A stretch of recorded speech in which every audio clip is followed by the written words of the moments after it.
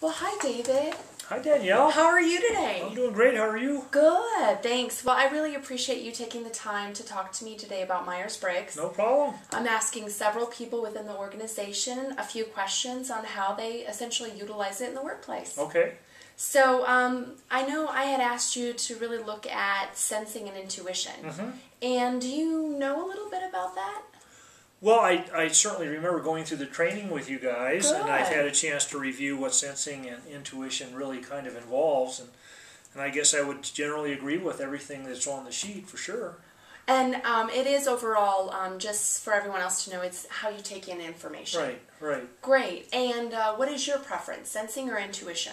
I think I'm probably closer to intuition, although looking at both of them, I think, as with most people, there's certainly some carryover from one end to the other.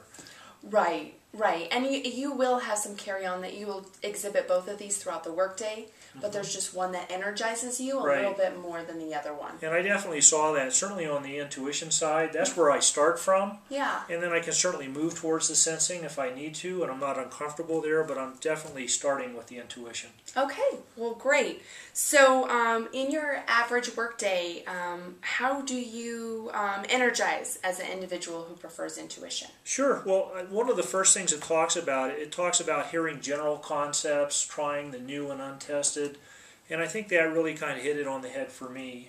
Certainly, I like the fact that most of my work, no 2 days are ever the same, so it's not a ton of routine.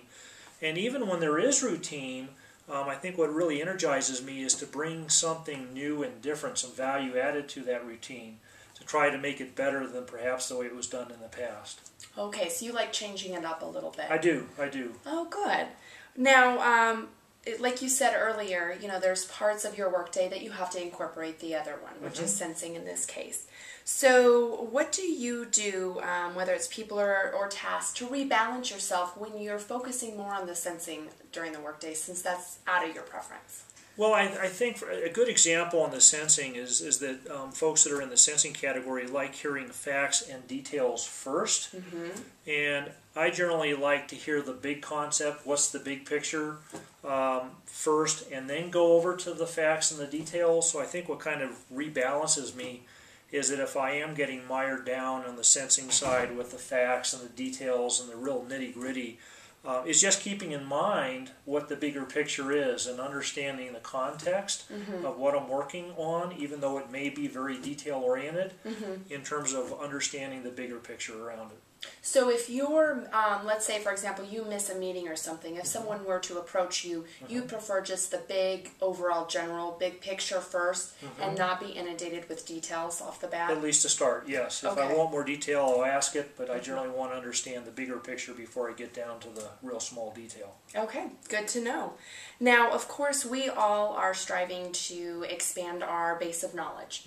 And so, the saying, two heads are better than one applies here. So what do you do, or how do you incorporate, information and ideas that are opposite your preference in that storing? I mean, you talked a little bit about it just a little while ago. Yeah, I mean, I like to debate. I like to hear other people's ideas, and I think as an intuition person, a lot of what's going on internally is a lot of mulling over ideas and information, and I know sometimes that can be a little disconcerting to people who are maybe coming from the sensing side. They don't quite understand, what's David doing with this information. But I really do enjoy hearing different sides of the story, different opinions, different notions on how to do things. And I'll incorporate all sorts of parts of it, rather than perhaps some people would just take it in stock and just do it in total and just run with it. I like to kind of parse it out and mull it over in my mind before I actually act on it. Oh, great.